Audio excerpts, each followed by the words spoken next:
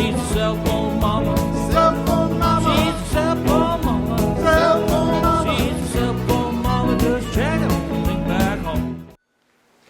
Okay, this Sears Craftsman power washer, model 580.752190.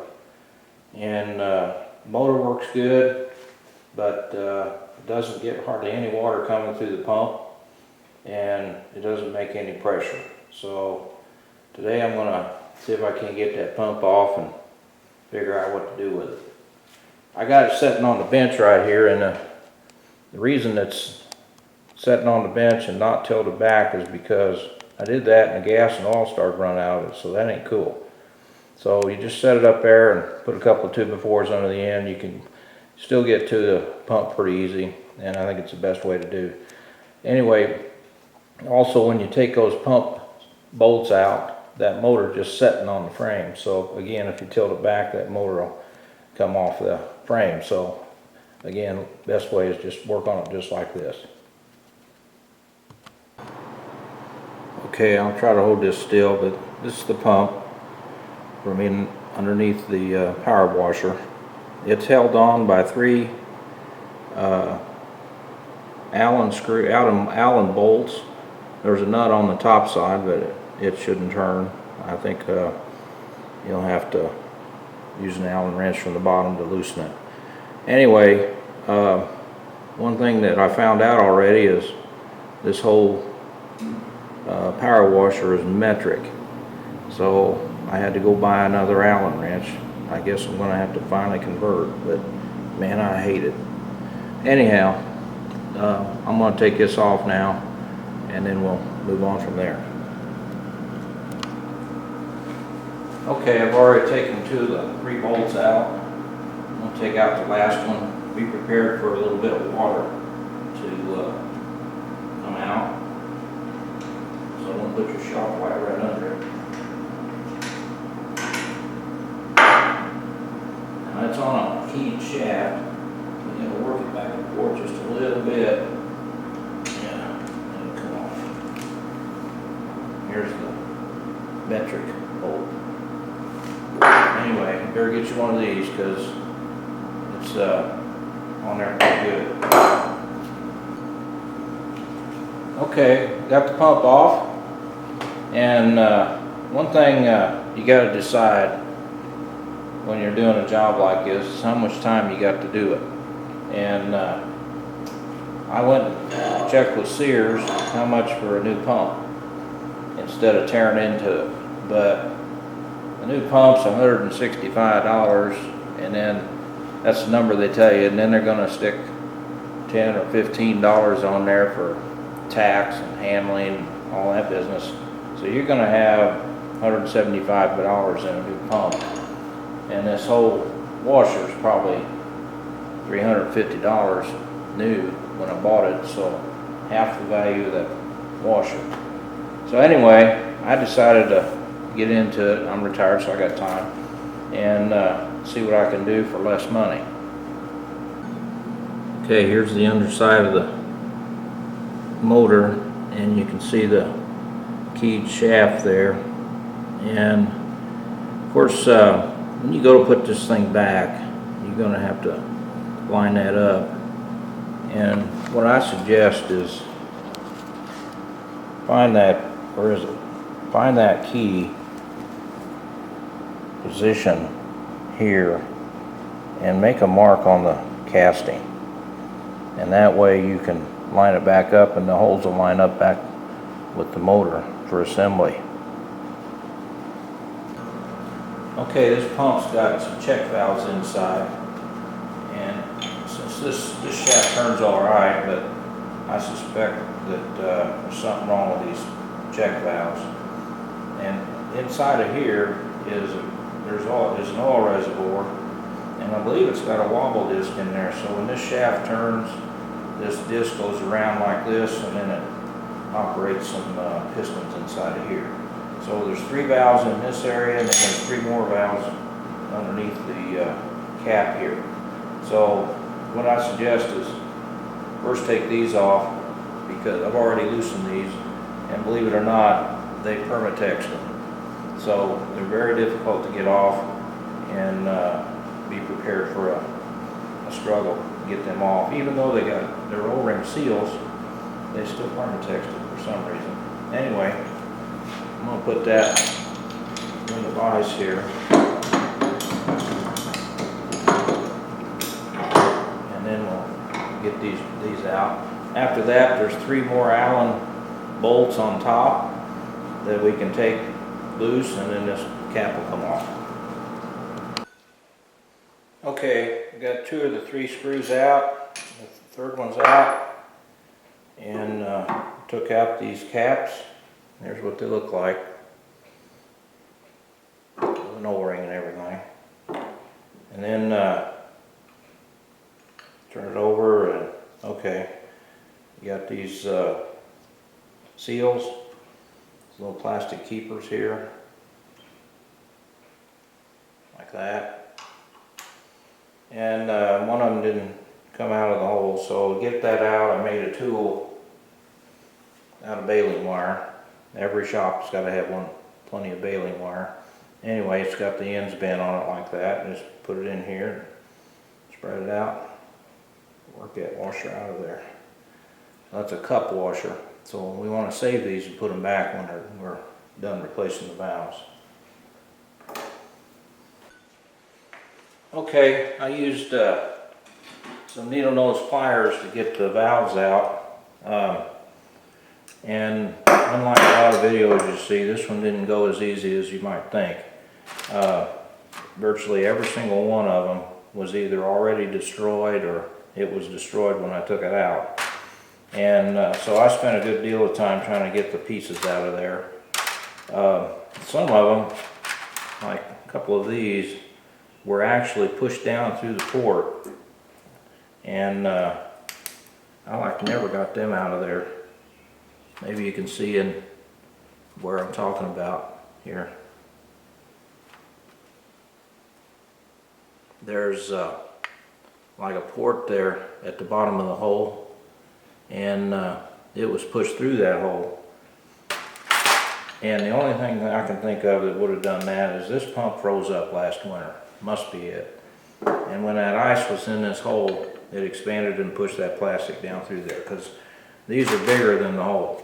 And that's why I had such a heck of a time getting them out of there. In fact, I had to drill holes through them and break them into pieces to be able to pull them out. I also took this end off here. I got it loose right now. But when you do that, you've got a clear shot all the way through here. All the way through the tube here. You can run something through there to help you clean it out.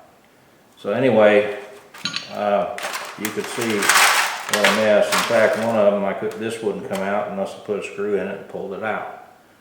So now I just need to clean this up and order some parts. By the way, I did order them already, and they are $20 for these parts. These are the new valves. $20 and $10 and change for shipping and handling. Anyway, then they also had a lot of trouble finding these. If you look up that part number I told you, that, or that model number, if they look it up, they'll find that these parts are not available. So what they did is they went to a similar model and found that not only were they available, but there's a manual online that explodes the view better than the one that's in this manual. So if you got 45 minutes to be on the phone with somebody, you can get these parts. Okay, the cleanup. I tried using carburetor cleaner and didn't seem to want to remove much of the scale that's inside here. This water related scale. And as difficult as it was to get those valves out of there, I think it's important to get some of that scale out so we can put the new ones back in without damaging them. Also, when I do that, I'm going to grease them up real good so they'll go in better. But since the carburetor cleaner didn't do much, I made a tool out of, this is what we used to call crocus cloth. It's really fine. It's like a iron oxide coating, real smooth. You don't want anything coarse because these got to seal these O-rings, so you don't want to take out metal. You just want to get rid of the scale. So I put this on a drill. I cut a slot in a 1/4 inch dowel rod, and then put that in the slot, and then rolled it up, and then put it in a drill and ran it up and down all these holes and polished it up quite pretty good. So it's a lot of trouble, but I suggest you do that, because if you ruin these, you got your 30 bucks invested already. Okay, I'm putting a little bit of grease on these little valves before I put it back in there. They got an O-ring on there, and it's got to slide right into place, and you don't want to tear up the O-ring. This just happens to be what I'm using. This is not a commercial, but this stuff's pretty handy. And so you just drop it in the hole like that, and you got to seat it. So to do that, I got the same tool I was using to polish the bottom, this 1/4 inch dowel rod, and try to gently work it down in there into the bottom of the hole, and you'll feel it snap into place. So it's got to seat in the bottom to make a good seal. I'm going to put the rest of these valves in now, and we'll get back to assembly. Okay, maybe you can see the valves inside the holes now. They're all in, and made sure they were all seated. And now I'm going to hand tighten these little caps that go on top. Instead of using Permatex, I'm going to use Teflon tape. I'm not sure why I need to even use that, but they used it, so whatever. Anyway, on that O-ring, you can see it's a little bit shiny. I put just a little dab of grease on there so it won't wad up when you put it in the hole or when you torque it down.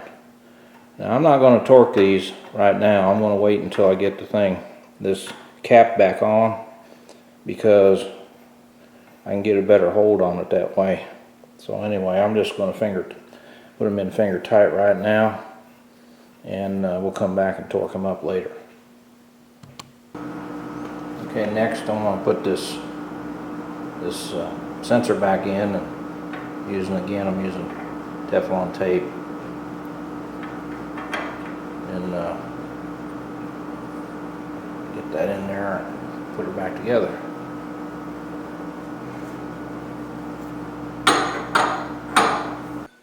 Okay, I'm going to put these seals back in the holes here. Make sure it's a cup. It's a rubber cup, so you need to put this part down when you put it back in. It goes right in there like that. And I put some grease on them first to help them go together. And also when you go to put the thing all back together, that'll help some too, because there's a shaft got to go down through there. Okay, here's the other half of the assembly, and I'm going to put these plastic keepers on it, and I grease them up too, not necessarily for the grease, but mainly so they'll stay in place. They'll help them stick. I also put some grease on these push rods here, and when you put them in, there's a groove in the bottom of this thing, and it's smooth on the top, so make sure that you put the groove down when you put it together. Okay. Okay, we're ready to reassemble this thing, and what I want you to notice, there's only one way it can go back together, and notice this hole pattern here and this hole pattern here. You want to get them so they match, and then you go flip it over,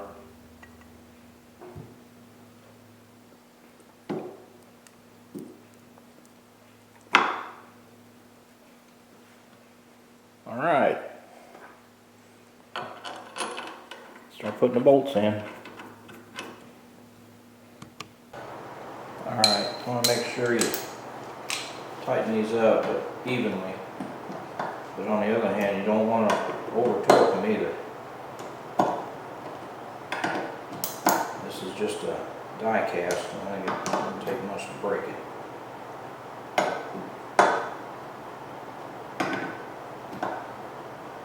Okay.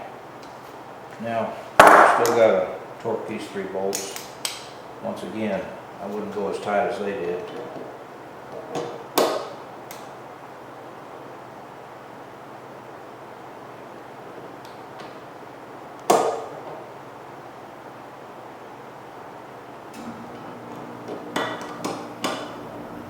Since that O-ring is supposed to be doing the work. Alright, ready to go back on the washer. Okay, we're gonna try to get back on that shaft. Line up the keyway with the key, of course. It may take a little fiddling to find it. But there we go. Okay, now put the bolt back through there. And hold that. Get a nut on it.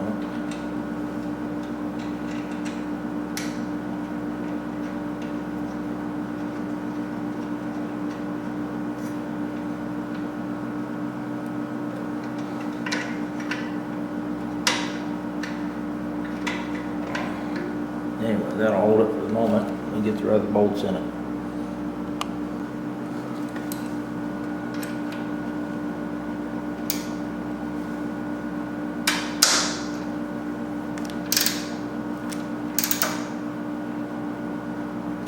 Okay, got all my little metric bolts all tightened up, and I think we're ready to rock and roll. So let's see if it'll work.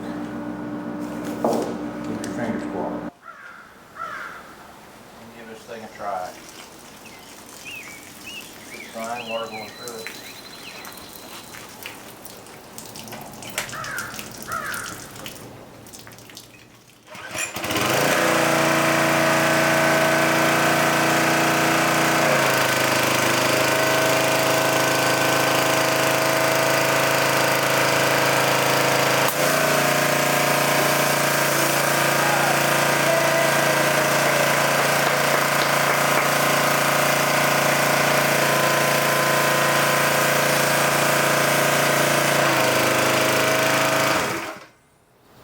Don't let your power washer freeze up. In fact, if you're not using the power washer all the time, just rent one. It ain't worth it.